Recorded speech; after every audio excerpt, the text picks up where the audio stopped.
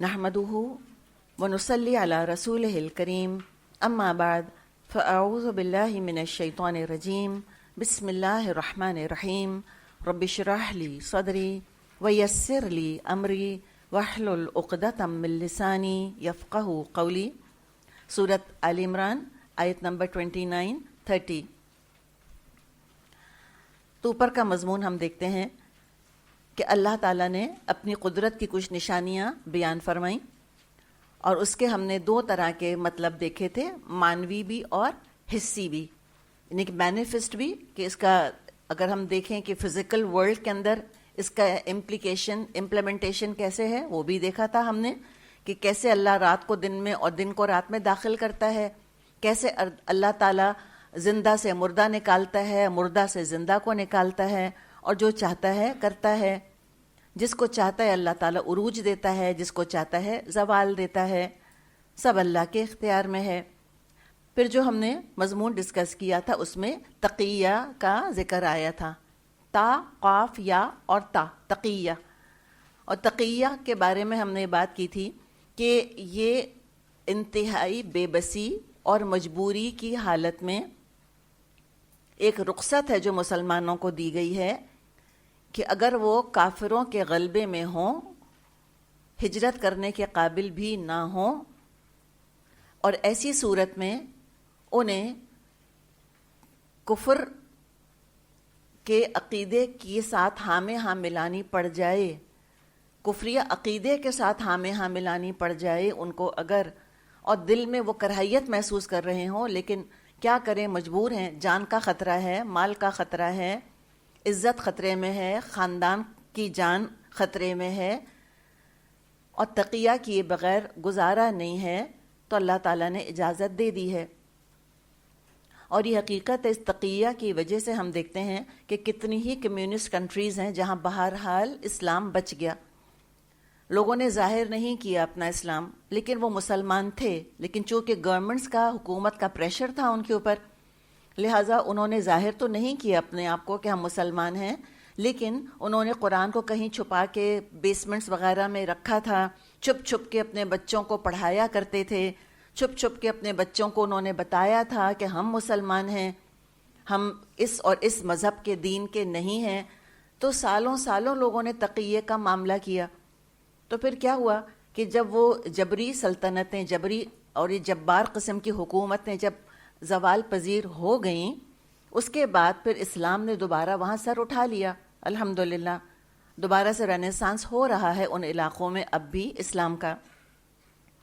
اور بعض خود مسلمان ملکوں میں حالت یہ ہو گئی تھی، مثال کے طور پہ ٹونیزیا ہے یا ٹرکی ہے، کہ وہاں پہ تھی تو حکومت مسلمانوں کی، لیکن وہاں وہ اسلام کا نام نہیں سننا چاہتے تھے، اذان دینے کی اجازت نہیں تھی، عربی زبان میں قرآن پڑھنے کی اجازت نہیں تھی. تو حکومت جب ایسی جبار ہو جائے تو اس میں پھر اگر کوئی ہجرت کر سکتا ہے تو کر لے، لیکن آسان نہیں ہوتا، سب کے بس میں نہیں ہوتا، سب کے پاس وہ ذرائع مہیا نہیں ہوتے کہ وہ ہجرت کر کے کہیں چلے جائیں. تو پھر رہیں اور تقیہ پر عمل کریں. ہم بہت دفعہ یہ بات کر چکے ہیں کہ اسلام انتہائی پریکٹیکل ہے، پریگمیٹک ہے، باعمل ہے، انسانوں کی فلاح بہبود کے لیے آیا ہے، ہم کو ہلاک کرنے نہیں آیا، ہمیں برباد کرنے نہیں آیا. اور بہت آسان دین ہے، الدین و یسرن، اس میں بہت رخصتیں ہیں، بہت فلیکسیبلٹی ہے. تو بات یہ ہے کہ انسان یہ جان لے کہ اللہ دیکھ رہا ہے. یہ اللہ نے آخر میں فرما دیا وَيُحَذِّرُكُمُ اللَّهُ نَفْسَهُ، اللہ تمہیں اپنے آپ سے ڈراتا ہے. اللہ خوب جانتا ہے کون دین بچانے کے لیے تقیہ کر رہا ہے اور کون دنیا کمانے کے لیے تقیہ کر رہا ہے. تقوی کے ساتھ ہم نے بات کی تھی کہ تقوی کے ساتھ تقیہ کرنا ہے، حد سے زیادہ مجبوری ہے. جیسے کسی کو اگر مردار کھانا پڑ جائے تو کتنی گھن آئے اس کو، اگر مردہ جانور کھانا پڑ جائے کتنی گھن آئے، اور اللہ نے اجازت دی ہے، لیکن کیا کرے، جان بچانے کے لیے اس کو مردہ کھانا پڑ رہا ہے، مردار کھا رہا ہے. تو یہاں بھی معاملہ یہی ہے کہ تقیہ کر رہا ہے، گھن آ رہی ہے اس کو، سخت دل اس کا تنگ ہو رہا ہے، لیکن اللہ نے رخصت دے دی ہے تو رخصتیں لے لینی چاہیے جو اللہ نے ہمیں فراہم کی ہیں. اور فرما دیا وَإِلَى اللَّهِ الْمَصِيرُ، اور اللہ ہی کی طرف تم کو لوٹنا ہے. تو جان لو کہ باہر والی دنیا تو ختم ہونی ہے اور اللہ ہی کے پاس تم جاؤ گے۔ اب اسی کا سمجھیں کہ مضمون جو ہے وہ مکمل ہو رہا ہے، یہی مضمون مکمل ہو رہا ہے۔ فرمایا آگے آیت نمبر 29-30، قل ان تخفوا ما فی صدورکم او تبدوه یعلمہ اللہ ویعلم ما فی السماوات وما فی الارض واللہ علی کل شیء قدیر۔ اے نبی صلی اللہ علیہ وسلم، لوگوں کو خبردار کر دیجئے کہ تمہارے دلوں میں جو کچھ ہے تم مجھ سے خواہ چھپاؤ یا ظاہر کرو، اللہ بہرحال اس کو جانتا ہے۔ زمین اور آسمان کی کوئی چیز اس کے علم سے باہر نہیں ہے اور اس کا اقتدار ہر چیز پر حاوی ہے۔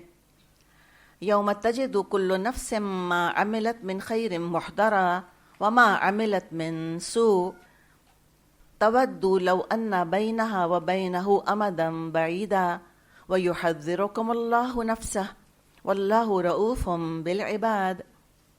وہ دن آنے والا ہے جب ہر نفس اپنے کیے کا پھل حاضر پائے گا، خواہ اس نے بھلائی کی ہو یا برائی۔ اس روز آدمی تمنا کرے گا کاش ابھی یہ دن اس سے بہت دور ہوتا۔ اللہ تمہیں اپنے آپ سے ڈراتا ہے اور وہ اپنے بندوں کا نہایت خیر خواہ ہے۔ تو بتا دیا کہ جو تم چھپاتے ہو وہ بھی اللہ جانتا ہے، کہ دلوں میں تمہاری نیتیں کیا ہے، جو ظاہر کر رہے ہو وہ بھی اللہ جانتا ہے۔ اور یہ اللہ کا علم ہے کہ جو کچھ آسمان اور زمین میں ہے ہر چیز اس کے علم میں ہے۔ اس لیے کہ اللہ کے علم کے بارے میں بھی لوگوں کو بڑی بڑی غلط فہمیاں لاحق ہوئی ہیں۔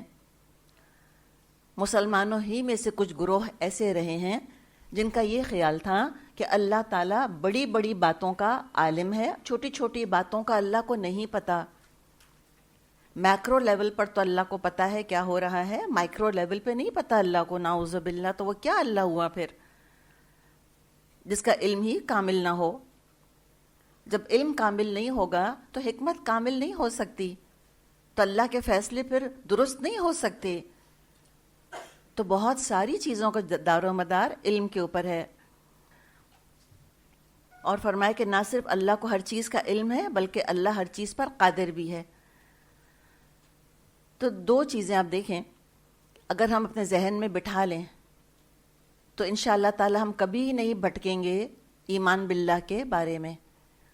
وہ دو چیزیں کیا بٹھا لیں ہم؟ کہ ان اللہ بکل شیء علیم، اللہ ہر چیز کا علم رکھتا ہے، ہر چیز کا اس کو علم ہے۔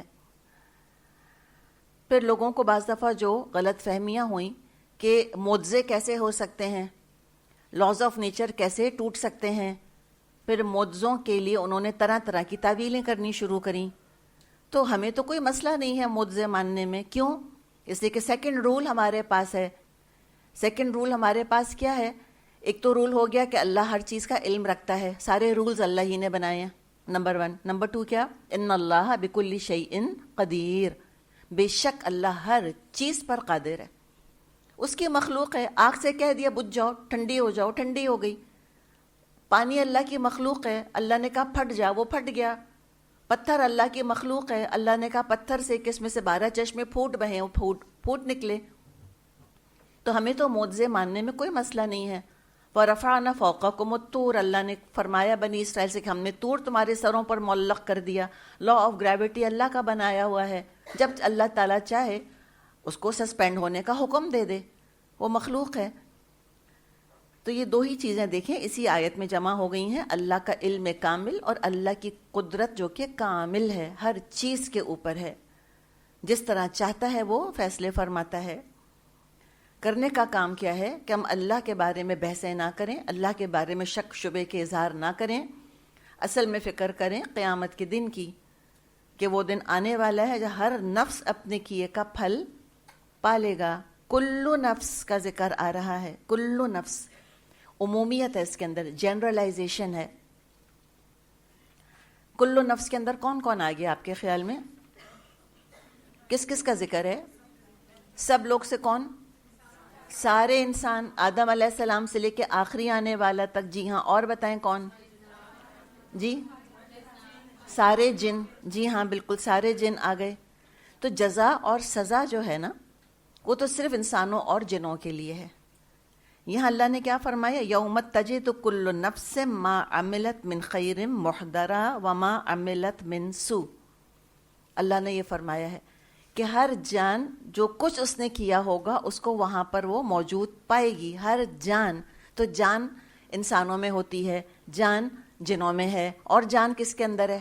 جانوروں میں بھی تو جان ہے. جی ہاں، تو جزا اور سزا تو صرف انسانوں اور جنوں کے لیے ہے، لیکن بدلہ سب کے لیے ہے. جانوروں تک کے لیے بدلہ ہے، جانور بھی ایک دوسرے سے بدلہ لیں گے. اگر آپ کو یاد ہو، ہم نے سورہ نبا کی تفسیر میں یہ بات کی تھی، یا لیتنی کنتو ترابا کی تفسیر میں. صحیح مسلم میں حدیث ہے، آپ صلی اللہ علیہ وسلم نے فرمایا یختصو، یعنی کہ قصاص لے لے گی، بدلہ لے لے گی. کون؟ للشاة الجلحاء من الشاة القرناء یوم القیامہ. بغیر سینگ والی بکری سینگ والی بکری سے اپنا بدلہ لے گی قیامت کے دن.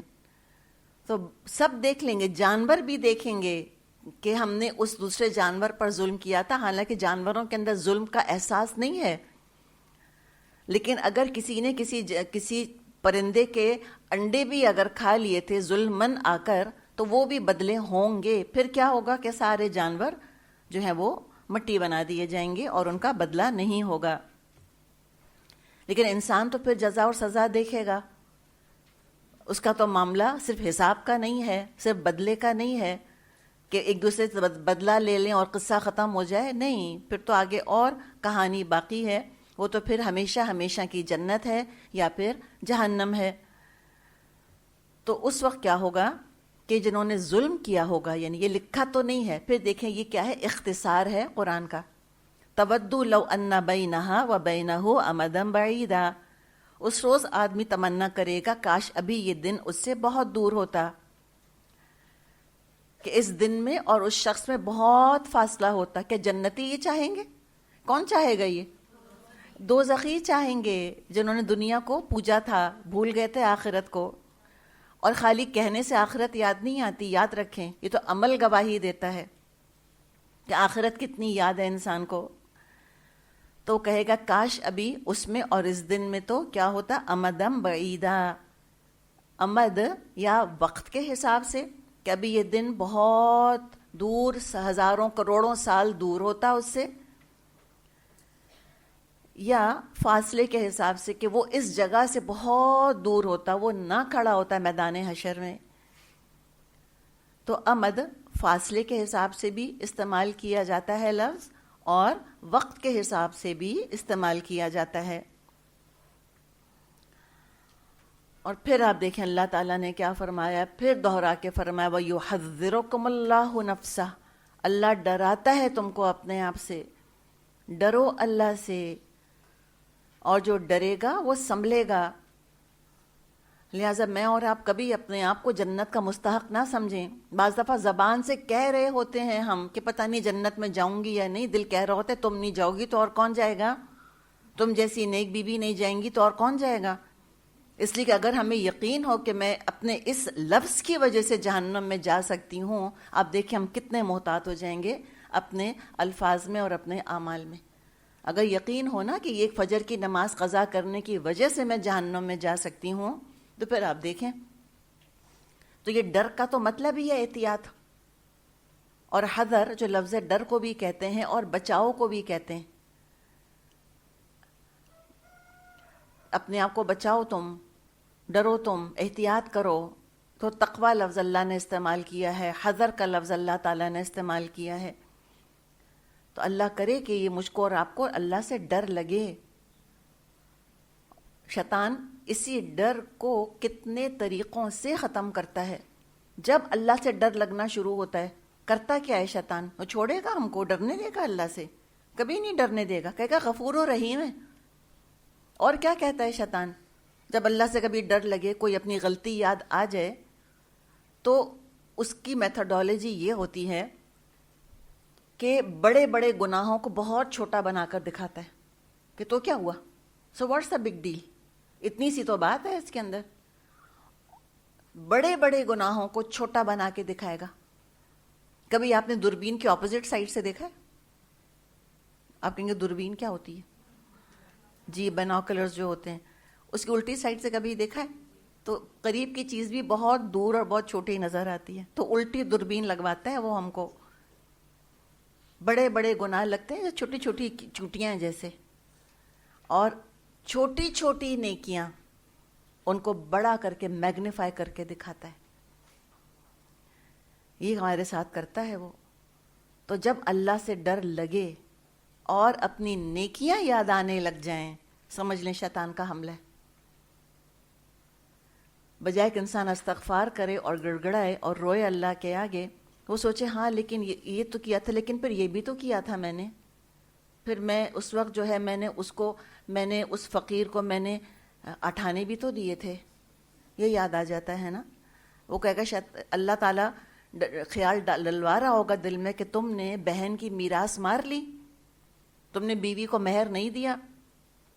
شیطان کہے گا کیوں؟ اس فقیر کو تم نے باسی روٹی نہیں کھلا دی تھی؟ کھلائی تو تھی نا. یہ ایسے کام کرتا ہے. تو یہ بھی ایک حملہ ہے.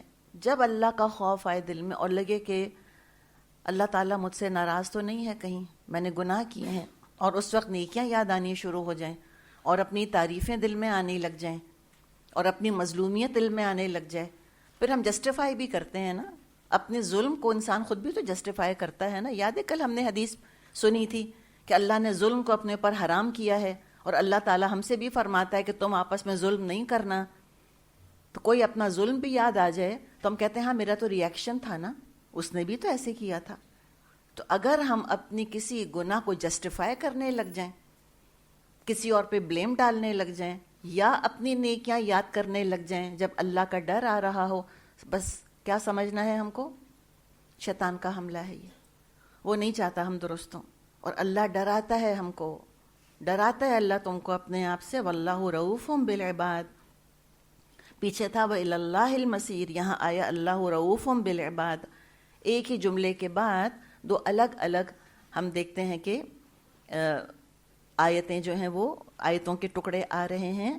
ایک وہ کہ جو ان کو اللہ ڈرا رہا ہے اور نہیں ڈر رہے، تو یاد رکھ لیں کہ لوٹ کے تو اللہ کے پاس آئیں گے نا، پھر ڈر لگے گا خوب اچھی طرح. اور ایک جن کو اللہ ڈرا رہا ہے اور وہ ڈر رہے ہیں، ڈر لگ رہا ہے ان کو، ان کے لیے اللہ رؤوف اور رحیم ہے. عباد عبد کی جمع ہے، اور عباد ہمیشہ اچھے معنوں میں آتا ہے نارملی. ایکسیپشنز ہوں گے قرآن میں یقیناً کہیں نہ کہیں. عباد ہمیشہ اچھے معنوں میں آتا ہے.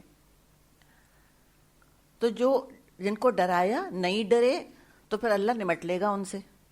جن کو ڈرایا اور ڈر گئے تو اللہ تو ان کے حق میں بہت رؤوف ہے، اللہ بہت مہربان ہے.